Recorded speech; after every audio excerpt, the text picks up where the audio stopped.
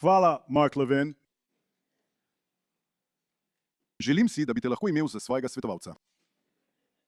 Vsak dan. Veš, v Združenih državah pravijo, da predsednik Trump naredi vse, kar ga prosim. In v Izraelu pravijo, da jaz naredim vse, kar on želi, da naredim. No, nobena od teh stvari ni resnična. Sva voditelja neodvisnih in ponosnih držav. Zavzemava se za svoje interese. Jaz se zavzemam za interese Izraela. In za njegovo varnost. In pogosto se strinjamo, včasih se ne. Ampak spoštujemo suverenost drug drugega, vodstvo in predanost našim ljudem. Lani, ko sem stal na tem odru, sem videl nekatere izmed vas. Trenutno ne vidim nobenega izmed vas. Ampak videl sem nekaj dragih prijateljev, ki so tukaj. Richard, hvala. Imamo tudi srbskega predsednika Bosne in Hercegovine. Hvala, gospa. Jutri bomo imeli priložnost za pogovor. Tukaj je toliko dragih prijateljev. In to resno mislim. Torej, lani, ko sem stal na tem odru, sem govoril o odločitvah, težkih odločitvah, zgodovinskih odločitvah, odločitvah, za katere so mnogi, tudi tisti, ki so kandidirali proti meni, takrat rekli, da jih ne bi smel sprejeti. Rekli so mi, naj ne vstopim v Rafa. Vstopil sem v Rafa. Rekli so mi, naj ne udarimo po Hezbolahu. Udarili smo po Hezbolahu. Rekli so mi, naj se ne soočimo z Iranom. Soočili smo se z Iranom. In danes želim začeti s preprostim vprašanjem. Kaj smo dosegli?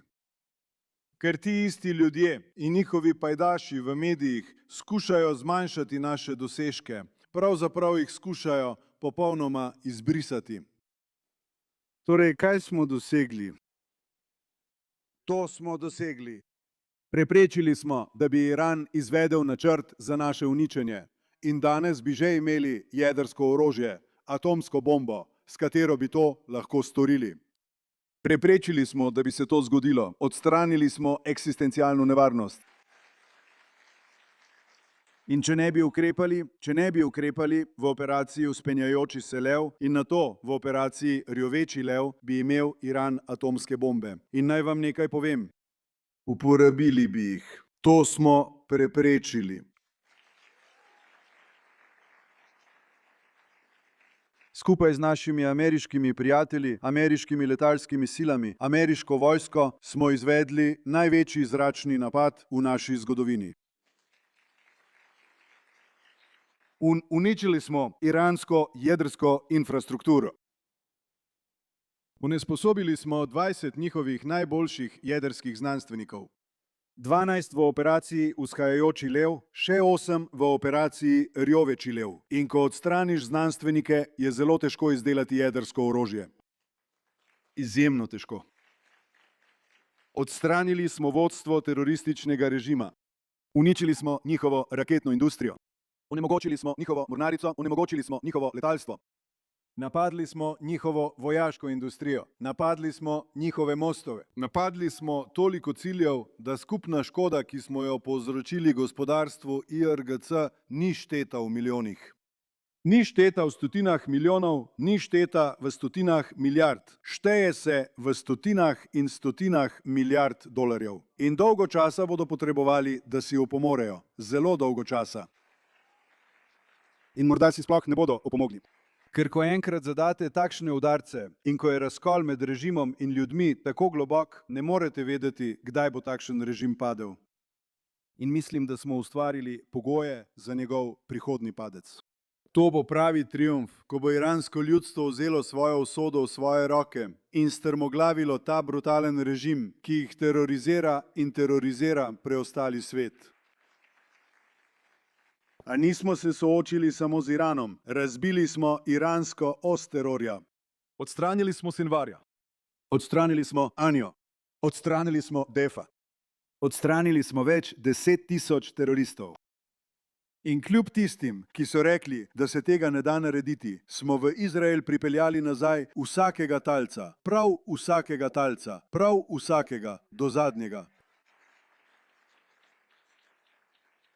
Tudi to nekateri moji kritiki nočejo, da jih na to spomnimo, a so rekli, ustavite se pred Rafo. Sklenite dogovor. Ujemimo teroriste, rešimo naše talce. Ni nam treba vstopiti v Rafo, ni nam treba zavzeti Filadelfijskega koridorja, ni nam treba spopasti se s Hezbolahom. In za božjo voljo ne smemo se spopasti z Iranom. Ampak jih nismo poslušali in smo to storili. In dobili smo jih nazaj, ker smo naše pogumne vojake, naše neprimerljivo junaške vojake poslali naravnost v njihovo trdnjavo v Gazi. In so kapitulirali. Pripeljali smo nazaj vsakega talca in to je dosežek, na katerega bi moral biti ponosen ves izraelski narod in ves svobodni svet. Pripeljali smo jih nazaj.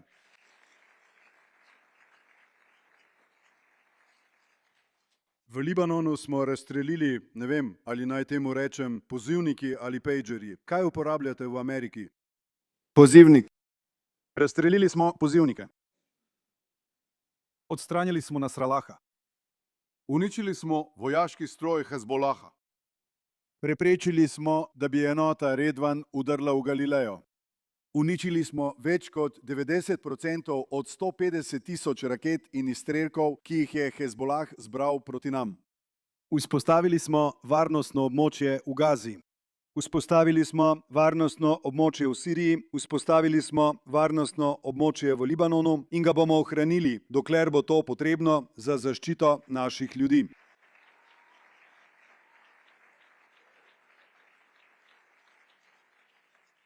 Povedal vam bom še en dosežek, ki je po mojem mnenju v mnogih pogledih, kot mi pravi Sara in jaz poslušam. Veste, kaj pravijo v Svetem pismu?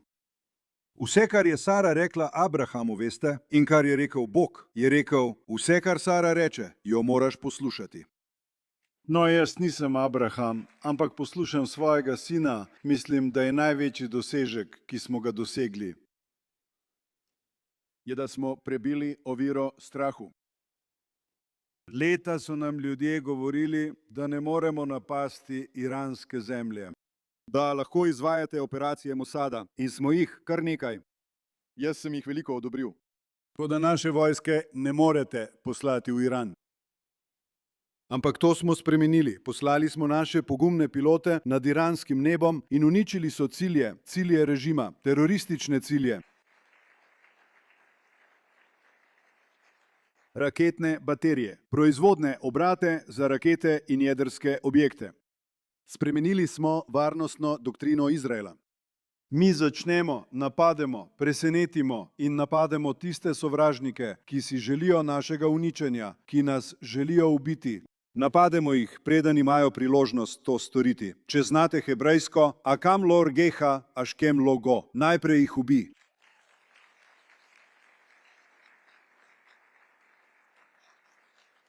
Zdaj prišel sem z 50 obletnice padka mojega brata v Entebeju. Zgore Herzl ob njegovem grobu. Johnny fell v Entebeju. Vodil svoje vojake v tem, kar velja za največjo reševalno operacijo sodobnega časa. Entebe je pokazal, da lahko svoboden narod, če zbere pogum, moč in voljo, lahko premaga najhujše tiranije na svetu, ne glede na to, kako grozeče ali zahtevne so. In res, po reševanju v Entebeju je val ugrabitev, je zajel ves svet, ta val ugrabitev prenehal, skoraj popolnoma prenehal. Toda teroristični režimi niso izginili in pravzaprav so še naprej rasli. In najslabši med njimi je seveda Iran, največji podpornik terorizma na svetu. 35 let potem, ko je Johnny padel v Entebeju leta 2010. Moj oče je praznoval nedaleč od tukaj v inštitutu Begin. On ni praznoval, zanj so praznovali njegov 100. rojstni dan. In zgodovinarji so govorili o njegovih zgodovinskih raziskavah o španski inkviziciji in o izvorih cionizma. In tisti, ki so poznali zgodbo o njegovih dejanjih v Združenih državah Amerike, ko je med drugo svetovno vojno zbiral podporo za judovsko državo, o njegovih srečanjih z Eisenhowerjem in mnogimi drugimi, so govorili tudi o tem. In po celodnevnih predavanjih, pohvalah in priznanjih je moj oče sam prišel na oder. Star je bil 100 let. In rekel je tole. Rekel je: hvala za vaše pohvale, hvala za te prijazne besede, ampak časa je malo. Zato naj takoj preidem k bistvu. In tukaj je, kar je rekel, tukaj je bistvo. Iran prisega, da bo uničil judovsko državo. Ljudje Izraela svetu kažejo, kako se mora narod obnašati, ko se sooča z eksistencialno grožnjo. Nepremično glejte nevarnosti v oči. Mirno premislite, kaj je treba storiti in kaj se lahko stori, ter bodite pripravljeni vstopiti v boj ob pravem trenutku. In na to je sklenil svoj govor. To so zadnje javne besede v življenju mojega očeta. Ko me vodi v trdno prepričanje, je rekel, da bodo naši ljudje premagali to nevarnost za naš obstoj. No, 16 let kasneje smo to tudi storili. In zdaj vam povem isto, kot sem povedal na grobu svojega brata pred nekaj urami, danes. Rekel sem, ne glede na to, kaj se zgodi na pogovorih, z dogovorom ali brez njega, vam obljubljam, da Iran, dokler bom jaz predsednik vlade, nikoli ne bo imel jedrskega orožja. Nikoli. Dokler bom jaz predsednik vlade Izraela, tega ne bom dopustil.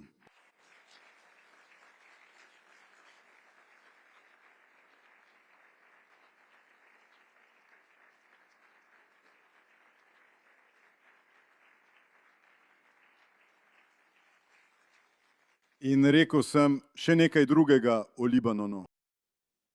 Rekel sem, in pred nekaj minutami sem to tukaj ponovil, dokler bomo morali varovati svoje ljudi, bomo ostali v varnostni coni v južnem Libanonu. In razlog je povsem jasen. Nobena država ne bi ravnala drugače. Zdaj si predstavljajte Združene države Amerike. Čez mejo imate na tisoče vojsko, tisočev teroristov, ki plenijo vaša mesta in vasi z raketami, balističnimi izstrelki in smrtonosnimi droni. Ubijajo vaše vojake, ubijajo vaše državljane, ubijajo vaše otroke in jim vsak dan grozijo. Kaj bi Amerika storila? Bi rekla, no, ničesar ne moremo storiti. Zadržimo ogenj. Je to tisto, kar bi Amerika rekla? Ne. Dobro veste, kaj bi Amerika naredila. Prečkala bi mejo, ustvarila varnostno območje, ubila teroriste in zaščitila svoje ljudi, dokler grožnja ne bi bila odstranjena. Točno to počnemo mi.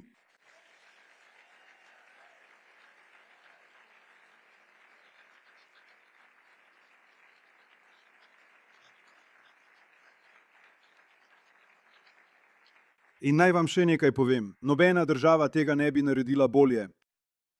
Nobena država tega ne bi naredila bolje, ker teroristi ne napadajo samo civilistov, ampak se tudi skrivajo med svojimi civilisti. Mimogrede, s tem storijo dvojni vojni zločin. Torej, vprašanje je, kaj storiti glede tega. Mi ciljamo na teroriste, vendar so v vsaki takšni vojni, v vsakem takšnem urbanem bojevanju tudi civilne žrtve. Običajno je razmerje med ubitimi borci in neborci, med neborci in borci približno 7:1, 8:1. V Gazi je bilo to razmerje precej nižje od tega, kljub vsem lažem in obrekovanjem usmerjenim proti Izraelu. A sem vprašal naše ljudi, naš raziskovalni oddelek na Ministrstvu za obrambo, rekel sem, kakšno je razmerje v Libanonu. In danes so mi rekli, prav danes sem dobil dokument, predsednik vlade, razmerje je 5:1. Ne 5 civilistov ubitih za vsakega terorista, ampak 5 teroristov ubitih za vsakega civilista, ki je pri tem prizadet.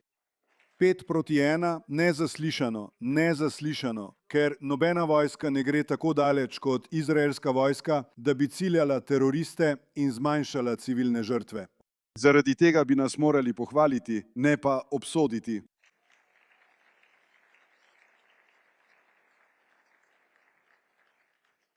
Naredimo vse, kar je v naši moči, da zaščitimo naše ljudi. Nimamo vojne z Libanonom. Imamo vojno s Hezbolahom, ki terorizira Libanon in si želi našega uničenja. In ko ta iranski posrednik ne bo več grožnja, ko bo razpuščen, ko bo razorožen, da imeli bomo mir z Libanonom in veselim se, da ga bom podpisal. Mimogrede, Mark, nameravam biti tukaj še kar nekaj časa. Želim, da to veš.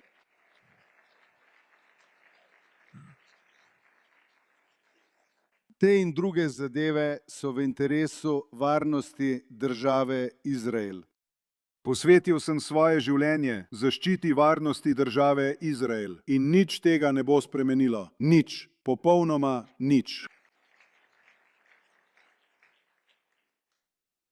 In to lahko storim, ker imam podporo svoje drage družine, svoje žene in svojih otrok, ampak imam tudi podporo velike večine izraelskega ljudstva. Naši ljudje so tako močni. Tako so močni. Naši vojaki so pogumni. Ni pogumnejših vojakov na planetu. Tako so junaški.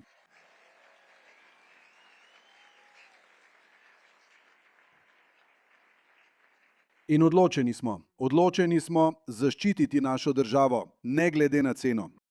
Naj vam povem še nekaj, za kar vem, da vas vse skrbi. Vidimo naraščajoč val terorizma.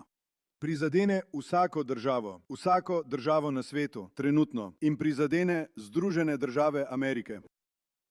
In dovolite, da vam povem, kako antisemitizem deluje skozi stoletja. Odkar smo izgubili svojo državo in postali brez obrambe, nismo bili brez obrambe le pred fizičnimi napadi, ampak tudi pred obrekovanji, ki so jim pogosto, pravzaprav vedno, predhodila. Tako smo se v eni državi soočili s takšnimi obrekovanji, kar je na koncu pripeljalo do ene od dveh stvari, ali izgnanstva ali pokola. In potem smo šli v drugo državo in se soočili z natanko istim. Po zmerjanju in obrekovanju, da zastrupljamo vodnjake, da pijemo kri ubitih otrok, da prenašamo mrčes. In mimogrede, to so natanko tiste laži, ki so se nadaljevale vse do nacističnega holokausta. Natanko te laži. Tako smo se soočali s temi obrekovanji, nato so nas pobili, potem so nas pregnali v drugo državo in spet v drugo državo in ista stvar se je ponavljala znova in znova. No, tukaj je prišlo do spremembe. Do nje je prišlo z vzponom države Izrael in ustanovitvijo izraelske vojske. Morda ne bomo mogli ustaviti obrekovanj. Pojavljajo se in izginjajo v predvidljivih ciklih, kot mi je povedal moj oče, zgodovinar. Toda sprememba je v tem, da ko pridejo, da bi nas pobili, se upremo, ne dovolimo jim tega. Mi se upremo in jih potisnemo nazaj, točno tako, kot smo storili v zadnjih nekaj letih. Obljubljam vam, da bomo tudi to bitko proti antisemitizmu vodili po vsem svetu. Boj bomo vodili tudi na 8. frontu. Bitka proti naši delegitimizaciji, bitka proti obrekovanju, ki je usmerjeno proti judovskemu narodu. Vendar vas prosim, Jude Amerike in Jude iz diaspore, da naredite eno stvar. Stanite! Ne sklanjajte glave. Ne bojte se, uprite se. Ljudje nas bodo spoštovali le, če bomo spoštovali sami sebe. In ko nas zasipajo z lažmi, jim vrnite resnico. In to storite. Postavite se pokonci. Zavzemite se za resnico. Zavzemite se za Izrael. Zavzemite se za judovsko ljudstvo. Zavzemite se za judovsko prihodnost. Hvala vsem. Hvala.